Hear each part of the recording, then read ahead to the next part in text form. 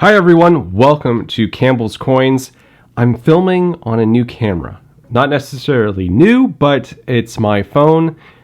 Trying something out other than the setup that I had before, just seeing if it comes out better. My iPhone can film it in 4K, so I'm just giving that a shot. Plus it can also zoom in a lot better than my other camera lens could. I don't have a macro lens for it, so we're seeing how this goes. A lot of people have messaged me asking, what is your exit strategy for precious metals? And it got me thinking, I'm like, well, this is a very important question that stackers need to ask themselves because it sets the reason for your stacking strategy. I'll go over my exit strategy. I think it may surprise you. Why you should be thinking of yours and more coming up.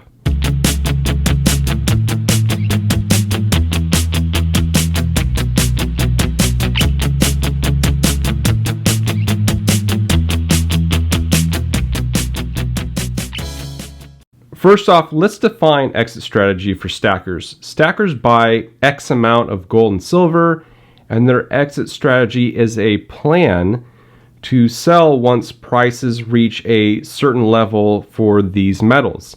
It could be $30 for silver, could be $50 for silver. For gold, it could be $2,000.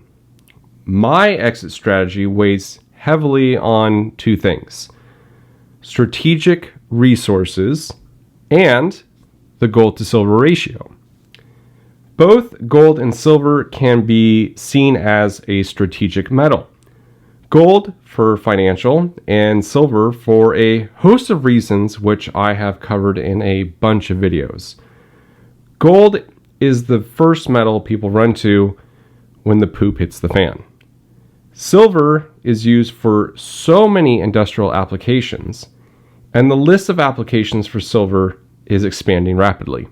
On top of all of that, it has also been used as money for the last 5,000 years. Many people erroneously believe that because silver has so many applications for industrial use, the price will be manipulated heavily to keep it cheap for these uses. What they are missing out on is the growing rarity of silver. But enough of that for now.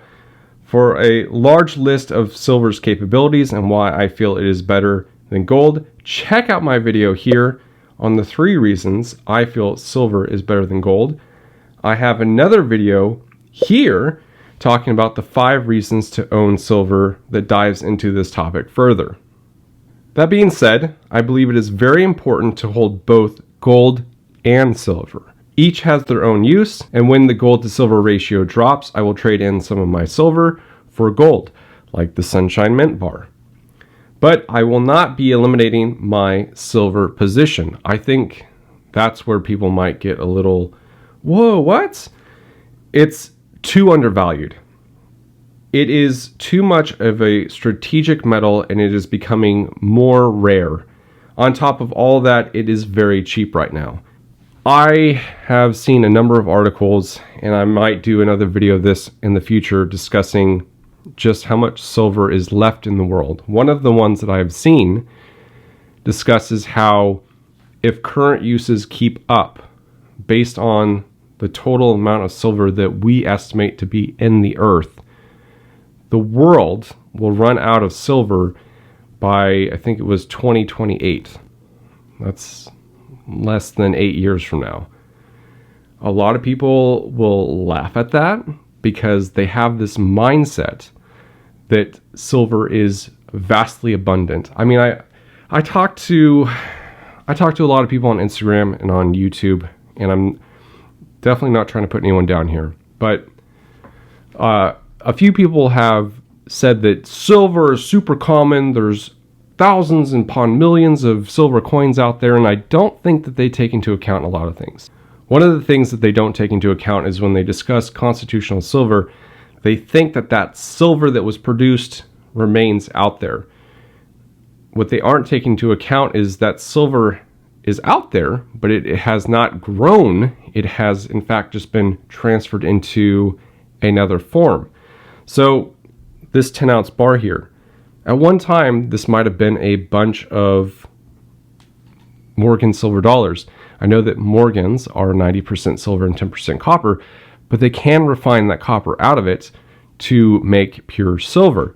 So it is not a far stretch to talk about the dwindling supply of silver and how we've had these huge meltdown periods in the 20s, 30s, 70s, 80s, and early 2000s, to where the pile of silver isn't growing, it's just being transferred into a different shape.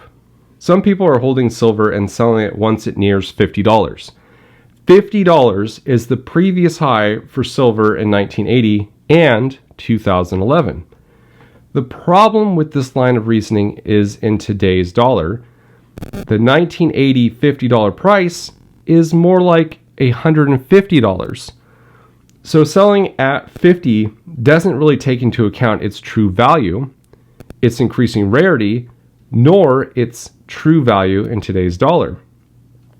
I've seen the same type of thinking when it comes to purchasing gold. Today is 10/28/2020, and the spot price of gold is around $18.85.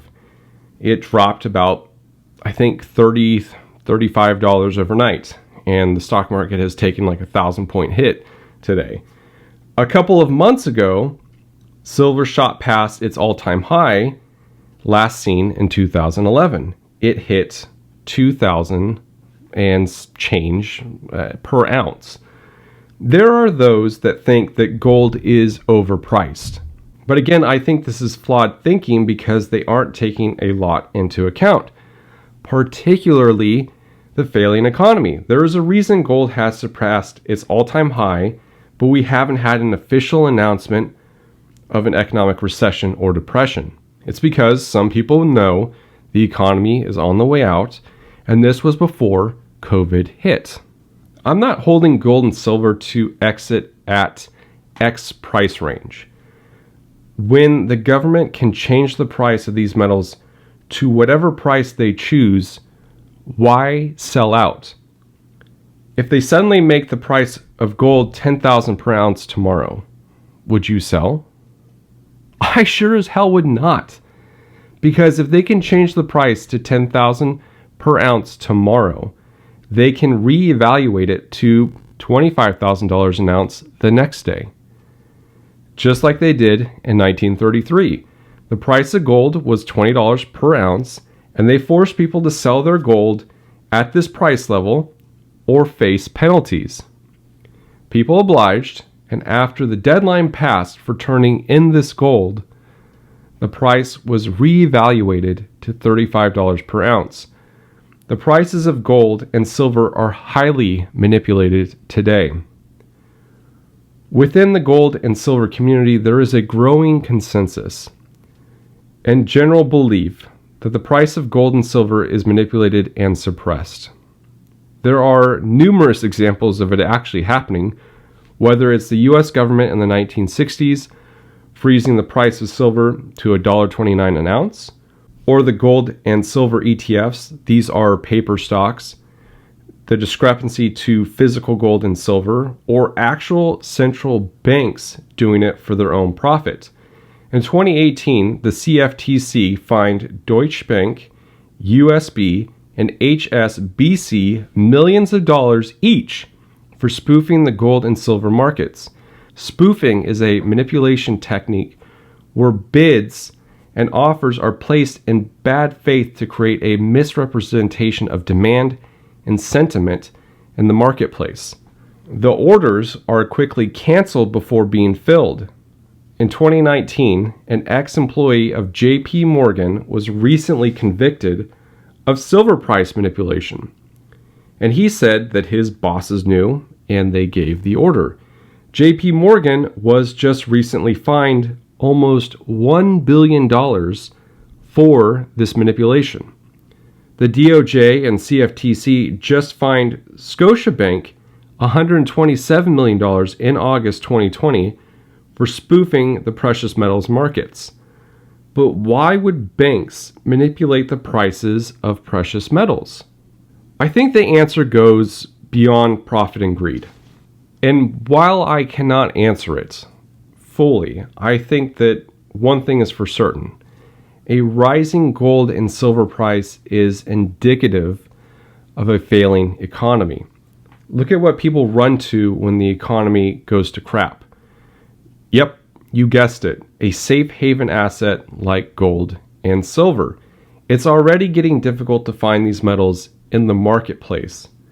And when you do find them, there is a lofty premium attached to the price. But what does my exit strategy look like? I look at precious metals a lot differently than I would say most people. I don't view them as a retirement. I don't view them as an investment.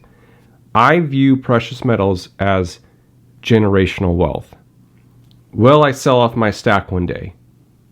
No. When the true prices of gold and silver are realized, I will not be trading my precious metals in for fiat currency. This is paper. It is printed into oblivion. It's cheap and it can be replicated. This cannot. This also cannot be replicated. These metals cannot be replicated. What we have in the earth is what we have. I will use my precious metals to acquire other physical assets. No, I'm not talking about a Lamborghini. A Lambo is not an asset. I'm talking about a home, land, rental properties, businesses, government buildings, all things that will make your wealth grow. You may have to transition into the currency of the realm at the time to purchase these items, but you aren't hanging on to these metals to grab this new currency. And you will know when to do this when prices in these metals reach peak hysteria. I look at what the world will be and plan from there. In the future, I do not see retirement or savings accounts. Pensions and retirements that were excellent for my father and grandfather have been watered down. They will be next to non-existent for the younger generations. The US monetary supply will get into hyperinflation at some point, whether it's next month or in 5 years. When people recognize the dollar for what it is, when they will recognize that this is nothing more than monopoly money and that it is just printed out of existence, that's the realization of the collapse. 2 years ago, I converted my entire savings into precious metals. I know, not everyone feels comfortable with that, and some probably would think that I'm crazy. But it's what I'm comfortable with doing. I have my monthly budget. I hold a little bit in my checking account to pay monthly expenses and a tiny amount of physical cash, but the rest is in metals.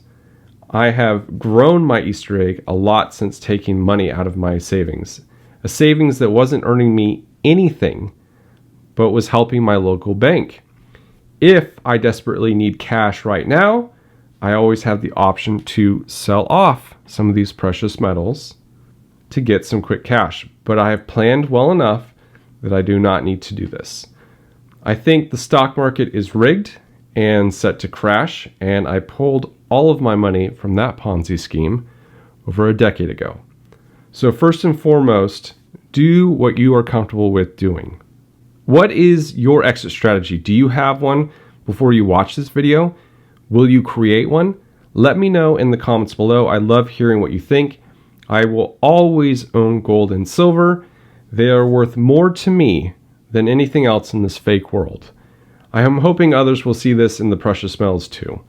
Thank you all so much for watching. This is Campbell's Coins, and that is my 2 cents.